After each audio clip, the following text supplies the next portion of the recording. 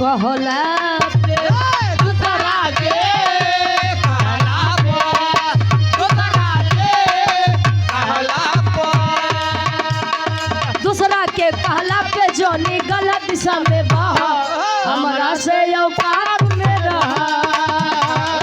हमरा से औकात में रहा हमरा से औकात में रहा नइखे हो तो बराबरी तब बर्दाश्त कराया सह हमरा से औकात में रहा हमरा से औकात में रहा हमरा से औकात में रहा नहीं के हो तो बराबरी का नहीं के हो तो बराबरी का बर्दाश्त कराया सा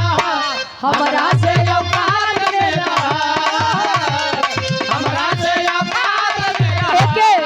तनी से बदल दा टुनटुन भैया गई टुनटुन भैया अपने आवाज में बड़ा बढ़िया गीत के सजाए रहे रंगदारी के बात न कर सगरो बाटे हाला राइफल से फूटा ठोकाला वाह। राइफल से फूटा अब एके तनी से चेंज कराया सर्दी के मौसम में कोनो लड़का कोनो लड़की से कहे जानू हो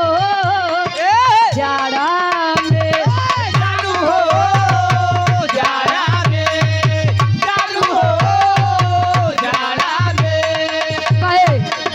जानू हो जाड़ा में जनी हमर दिन दुखावा सालोड़ी के मिले आवा साल ओढ़ के मिले आवा साल ओढ़ के मिले आवा चालू हो जाड़ा में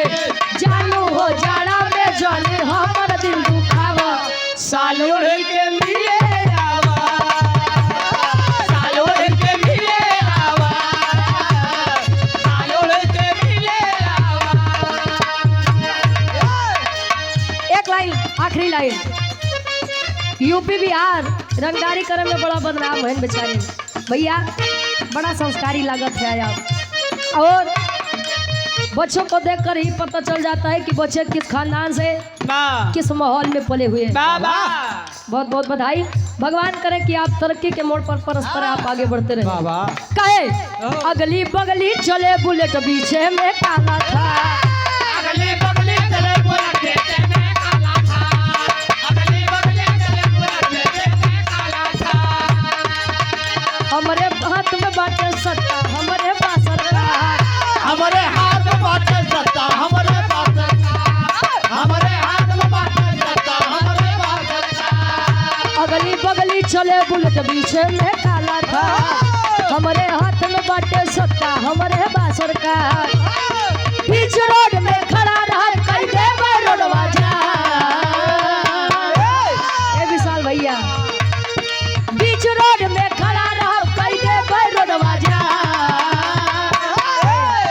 हम बदना हमर नाम बदना हम बदनाम हमर नाम बदना हम भाइयों पे वाले हमर काम बदना हम बदना हम हैं यूपी वाले हमर हम हैं यूपी वाले हमर काम बदना गाँव बजाओ का सुर में कोनो भी गलती तो शुरू होई आप लोग अपन लड़कियां बच्चों